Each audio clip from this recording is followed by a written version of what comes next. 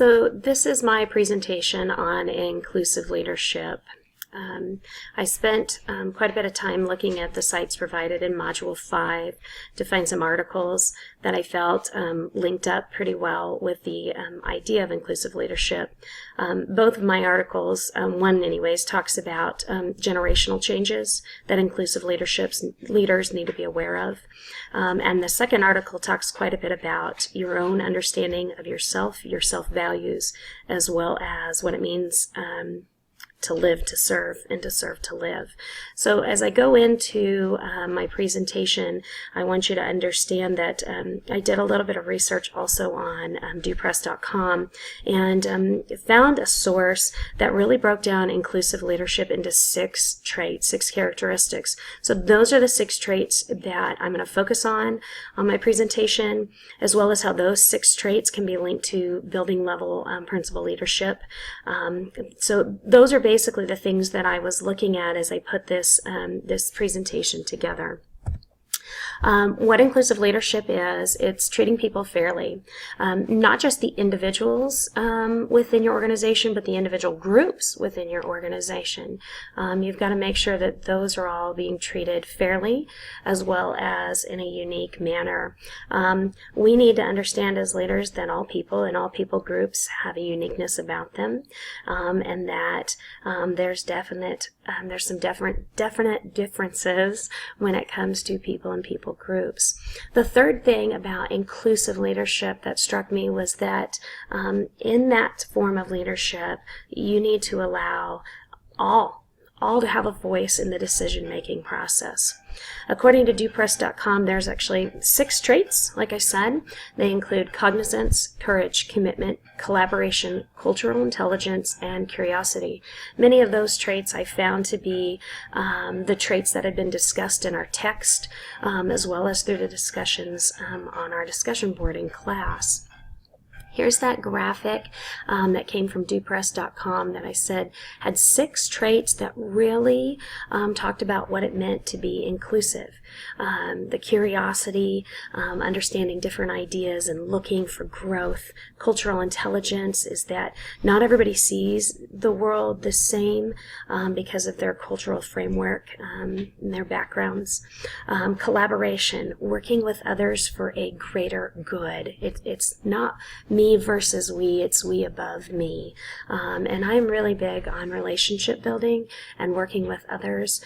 So that was a key component for me as I looked through inclusive leadership. Commitment and courage are 2 other pieces that I'm going to talk a little bit about, as well as cognizance, being aware of your biases, being aware of your values, being aware of your shortcomings as well as strengths, to be able to lead people forward. So collaboration, like I said, was one of the biggest pieces for me in leadership. I'm very much a relationship-driven person and wanting people to feel a part. I want to use my resources well and allow those resources to feel like they have empowerment, that they have a voice, that they're part of the team. So an inclusive leader has to understand for collaboration to work that group members must be willing to share their perspective and given a chance to share those. Inclusive leaders empower their teams to connect. So as a building level principal, I saw myself making sure that I established learning communities, team time, that I also encouraged the climate of the school, as well as the culture of the school. For it to be collaborative, it needs to be a safe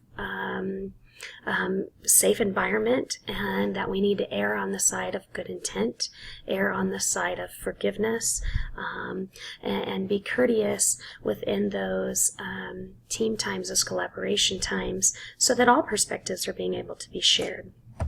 The next part of that graphic, the next 2 parts, in fact, were commitment and courage. And those talked quite a bit about understanding your personal values, about humility, about bravery. The article I chose was a Jim Collins article about Frances, who leads her life in service. And she talked quite a bit about how working her way through the Girl Scout organization, being the CEO of that position, and really turning it around. She talked about how important it was to serve is to live. And if you can increase the energy in a room then that energy is then given back to you, and you can add more energy, and the energy comes back to you, and so on and so on. The article I'm talking about is this one. I went ahead and opened it up for you so you can see the Jim Collins article called My Life in Leadership. Again, it goes through, like I said, where she's discussing what it was like for her life in leadership. She inspires, she teaches, because leadership begins not with what you do, but with who you are. It is your values, your understanding, your commitment. And she describes how that even as a woman or man in a leadership position, you have to serve to live and live to serve. Those were pieces that she really pulled out in her article here, those being in this area of the article. As the writer goes on to say, they talk about how important it is for positive people to increase the energy in the room every time they walk in.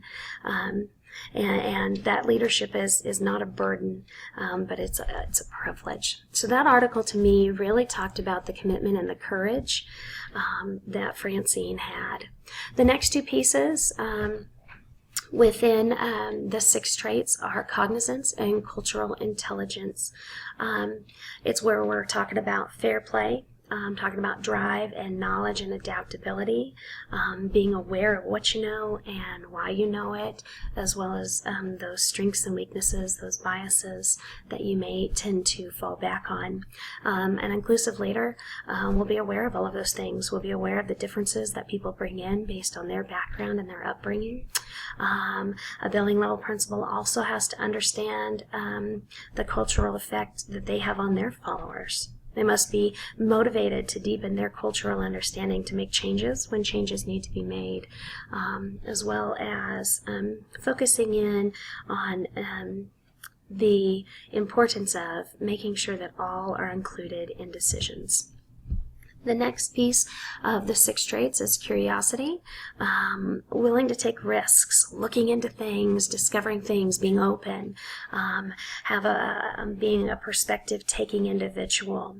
The next article I pulled was from the KenBlanchard.com, talking very much about how it is important for leaders to know not just gender and race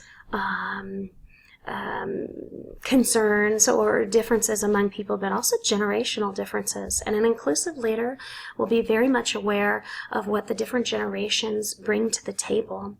While this article talked quite a bit about how the boomers tried to balance home life and work life, we're talking about millennials having a different approach, more incorporating all of that together in one life. So inclusive leaders need to make sure that they understand that it's not just about race and gender, but it's also about generational differences. The mindset has changed, and good leaders are flexible with that.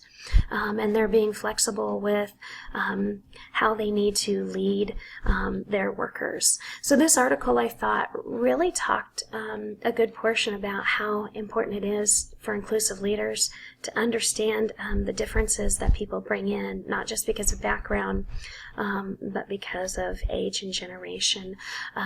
It's about people-centered leadership is what this is about, making sure that we are treating people fairly, equally, uniquely, making sure that it's our task to balance all of those needs and those challenges.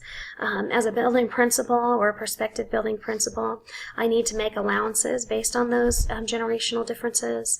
I need to make allowances with risk-taking, and I need to help make sure that those perspectives and ideas can benefit the whole staff, the whole group, and the students ultimately. So the next piece I wanted to add in from those 6 traits is that there are challenges that you face as an inclusive leader. You face those challenges because some of your participants may not be ready to accept the style of leadership that does incorporate more perspectives. You also might find some non-inclusive behaviors that you didn't know you had or hadn't discovered based on some deep biases. Another challenge you can come facing up against is fear embarrassment. If you haven't given the power to your staff to feel like they can speak their voice, they can feel like they can make changes, then your members experience fear, and inclusive leadership can be very difficult. A low climate in school culture can be a challenge that you may face.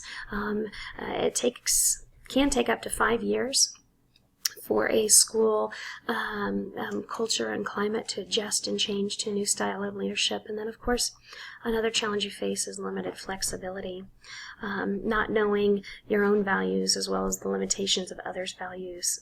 So self-discovery is imperative to me as you're looking into the style of leadership that you want to hold on to and build your philosophy around. I think inclusive leadership offers many benefits as you look into it and discover what works best for you. The 3 articles, like I said, I spent most of my time with, as well as the text from class, is dopress.com. I found the Ken Blanchard article and really enjoyed the last one about Frances and her life and leadership. So those are the things that I wanted to focus in on our presentation today.